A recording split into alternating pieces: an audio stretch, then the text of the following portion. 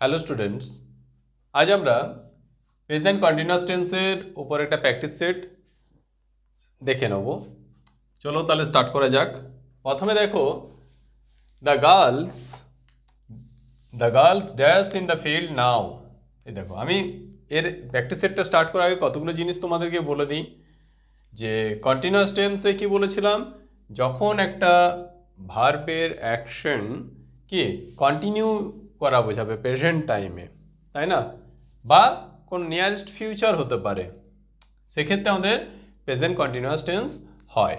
এর ট্রান্সলেশনের রুলসটা কি বলেছিলাম, সেটা হচ্ছে প্রথমে বলেছিলাম সাবজেক্ট, ঠিক আছে, তারপর বলেছিলাম অ্যাম, ইজ বা আর, এই যে বি ভার্বগুলো আছে সেগুলো বসবে। তারপর বলেছিলাম মেন ভার্ব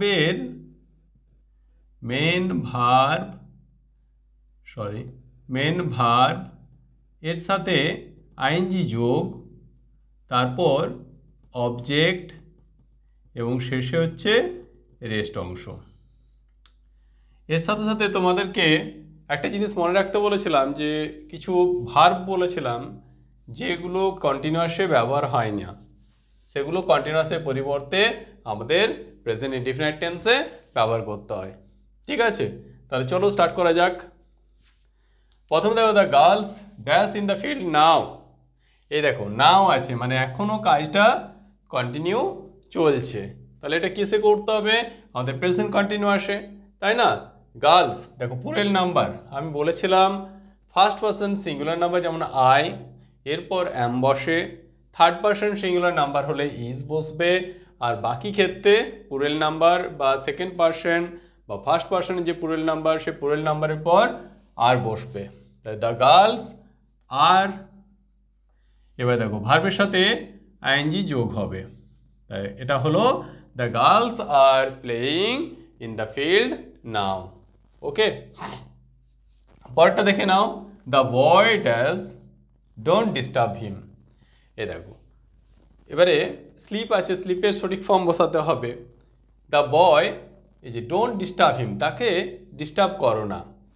দেখো এটা কিন্তু প্রেজেন্ট টাইম ইন্ডিকেট করছে, ডোন্ট, এটা নেগেটিভ করা আছে প্রেজেন্টের। তোমরা জানো প্রেজেন্ট, সিম্পল প্রেজেন্টকে নেগেটিভ করতে গেলে আমাদের কি আসবে, ডু নট বা ডাজ নট ইউজ করতে হবে। ঠিক আছে, এবার দেখো এটা যদি একটা ইম্পারেটিভ সেন্টেন্স, ডোন্ট ডিস্টার্ব হিম, এবার স্লিপ, তাহলে এটা কি বসবে, দ্য বয় ইজ স্লিপিং, এটাও কন্টিনিউয়াসে করতে হবে, মানে এই ছেলেটার ঘুমানো কাজটা কিন্তু কন্টিনিউ চলছে, কখন না প্রেজেন্ট টাইমে, তাই ডিস্টার্ব করতে নিষেধ করছে, তাহলে এটা প্রেজেন্ট কন্টিনিউয়াসে করতে হবে। ঠিক আছে, he dash a new project and dash to complete it by next week. এবার দেখো এখানে দুটো ভাব দেওয়া আছে, প্রথম শূন্যস্থানের জন্য ওয়ার্ক বসবে এবং দ্বিতীয়টার জন্য হোপ ইউজ করতে হবে। এবার দেখো এই কোশ্চেনগুলো তোমাদের এক্সামে কিন্তু ফিল আপ হিসাবে পড়তে পারে বা সেন্টেন্স কমপ্লিটেশন হিসাবে আসতে পারে, অতএব দেখে নাও। প্রথমে দেখো he dash a new project, তার মানে কি সে একটা প্রজেক্টের উপর কাজ করছে, এখনো অ্যাট প্রেজেন্টও সে কাজ করে চলেছে, তাহলে কন্টিনিউয়াস হবে। He third person singular number, তার জন্য ইজ বসলো। এবারে ভার্বের সাথে আইএনজি যোগ করতে হবে, he is working on a new project and, এখানেও কিন্তু সাবজেক্ট হচ্ছে হি, তাহলে এটা হবে হোপস, এটা প্রেজেন্ট ইনডিফিনাইটে করতে হবে, and hopes to complete it by next week. ঠিক আছে, তারপর দেখো he dash a letter to father, পরেরটা আছে he dash it almost regularly. এ দেখো রেগুলারলি যেটা বোঝাচ্ছে, আমরা প্রেজেন্ট ইনডিফিনাইটে বলেছিলাম যে রেগুলারলি, ইউজুয়ালি এগুলো থাকলে সবসময় প্রেজেন্ট ইনডিফিনাইট হয়, তাহলে এটা নিশ্চয়ই বুঝতে পারছো প্রেজেন্ট ইনডিফিনাইটে হবে। দ্বিতীয়টার জন্য ডু, তাহলে এটা হবে যেহেতু third person singular number, S by S যোগ করতে হবে মেন ভার্বের সাথে, তাহলে হি ডাজ ইট রেগুলারলি হলো। আর এটা হচ্ছে কাজটা কন্টিনিউ চলছে, তাই না, মানে এই আমাদের যে টাইমে বলা হয়েছে সেই টাইমেও কিন্তু ভার্বের অ্যাকশনটা কন্টিনিউ চলেছে। আর এই যে কন্টিনিউ চলা, এই জন্যই প্রেজেন্ট কন্টিনিউয়াস টেন্সের আরেকটা নাম বলেছিলাম আমি, যেটা ছিল প্রগ্রেসিভ টেন্স, তাই না? তাহলে এটা হবে হি ইজ রাইটিং। এখানে খেয়াল করো, এটা আমি লাস্ট ক্লাসে বলেছিলাম, শেষে যখন ভার্বের শেষে যখন ই থাকবে তখন কিন্তু ইটাকে আমরা বাদ দিয়ে দিচ্ছি, মানে ভার্বের শেষে ই থাকলে এটাকে বাদ দিতে হবে। আমরা এটা যদিও আগে বলেছিলাম, তাও আরেকবার মনে করিয়ে দিলাম। আরেকটা বলেছিলাম, যখন এটা মনোসিলেবিক ওয়ার্ড হবে, যেমন দেখো পুট, ঠিক আছে, সুইম, ঠিক আছে, রান, এগুলো দেখো, এগুলো হচ্ছে প্রত্যেকটাই মনোসিলেবিক ওয়ার্ড, এবং দেখো এদের লাস্টে কনসোনেন্ট, তার আগে ভাওয়েল এবং তার আগে কনসোনেন্ট আছে। যখন এই ফরম্যাটে থাকবে তখন এদের সাথে আইএনজি যোগের সময় শেষের যে লেটার, মানে শেষের যে কনসোনেন্ট থাকবে সেই কনসোনেন্টটাকে রিপিট করতে হবে। এটাও কিন্তু মাইন্ডে রাখবে, এক্ষেত্রেও কিন্তু ভুল হয়ে যেতে পারে আমাদের। হি ক্যান নট গো নাও, এ দেখো সে এখন যেতে পারবে না। অ্যাজ হি ড্যাশ আনওয়েল, ঠিক আছে, এ দেখো এখানে কিন্তু এ দেখো ফিল একটা ইমোশন রিলেটেড ভার্ব।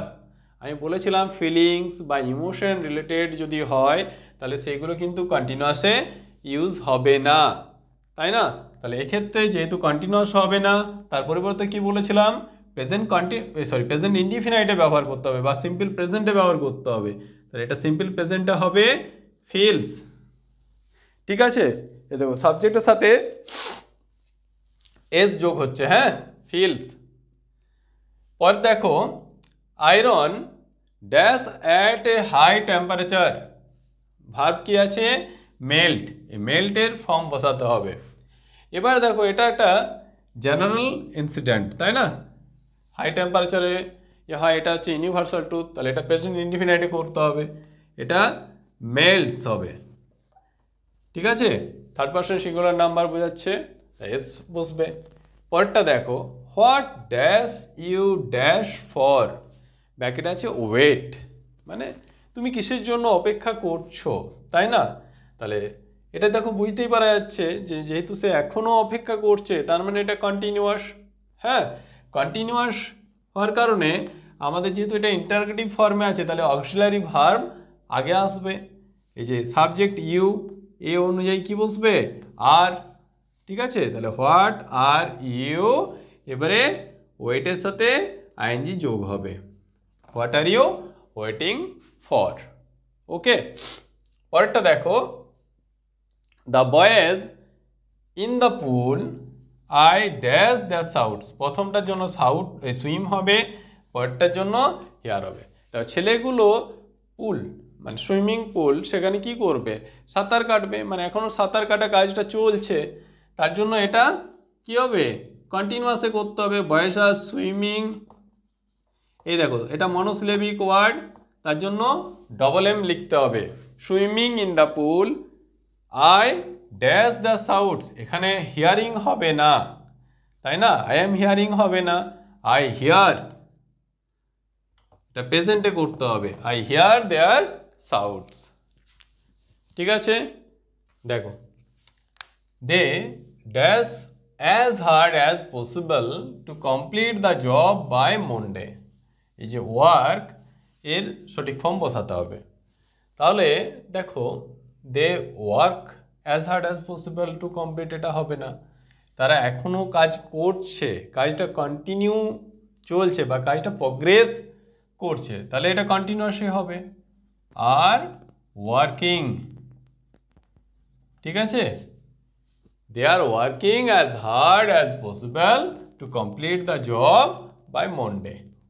পরেরটা দেখে নাও, I dash for an insurance company, এটাও ওয়ার্ক কি বসবে, তার মানে আমি একটা ইন্স্যুরেন্স কোম্পানির হয়ে যে টাইমে কথাটা বলা হচ্ছে সে টাইমে কাজ করছে, তাই না? তাহলে যেহেতু যে টাইমে এই কথাটা বলা হচ্ছে সে টাইমে কাজ হচ্ছে, তাহলে এটা কন্টিনিউয়াসও হবে, এটাও হবে আই এম ওয়ার্কিং, ঠিক আছে। পরেরটা দেখে নাও, আওয়ার পাবলিশার্স জেনারেলি, দেখো জেনারেলি, জেনারেলি থাকলে কি হয় বলেছিলাম, প্রেজেন্ট ইনডিফিনাইট, এখানেও কিন্তু দুটো শূন্যস্থানে স্পিকের ফর্ম বসবে, তাহলে জেনারেলি স্পিক্স হবে। ঠিক আছে, জেনারেলি স্পিক্স হিন্দি। এই যে টেন্ডুলকার দিয়ে একটা বলেছিলাম জেনারেলি প্লেজ ওয়েল, বা Virat Kohli generally plays well. ওকে, জেনারেলি থাকলে সিম্পল প্রেজেন্টে করতে হবে। But today he dash English, today মানে আজ, আজ কিন্তু মানে কন্টিনিউ চলছে, তাই না, প্রগ্রেস করছে, তার জন্য এটা হবে ইজ স্পিকিং। ঠিক আছে, এটা কন্টিনিউয়াসে হবে, তাই খেয়াল রাখো কিন্তু এগুলো। He dash because he is hungry নাও।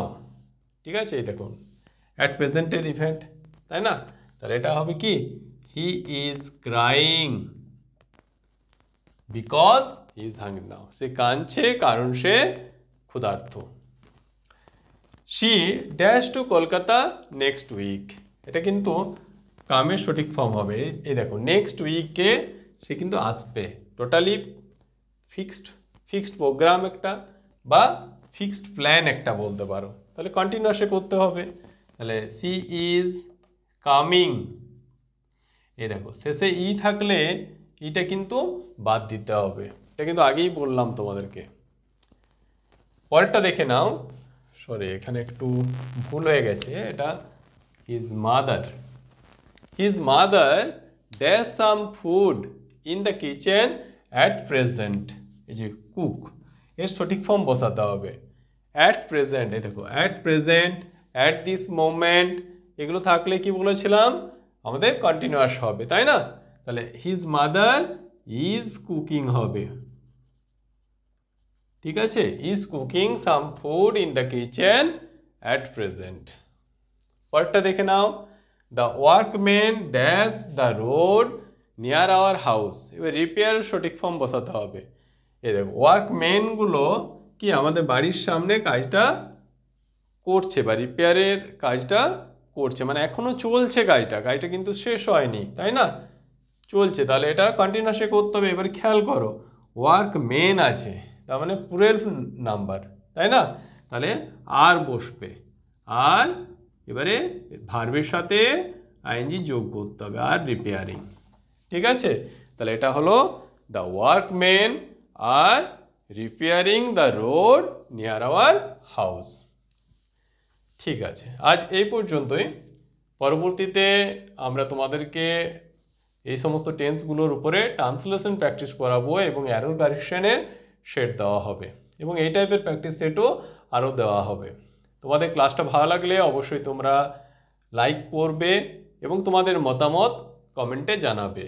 আর যারা এখনও আমাদের চ্যানেলটা সাবস্ক্রাইব করোনি তারা অবশ্যই সাবস্ক্রাইব করে নেবে, কারণ এই যে ক্লাসগুলো ইংরেজি গ্রামারের যে ক্লাসগুলো সেগুলো আমাদের রেগুলারলি দেওয়া হচ্ছে।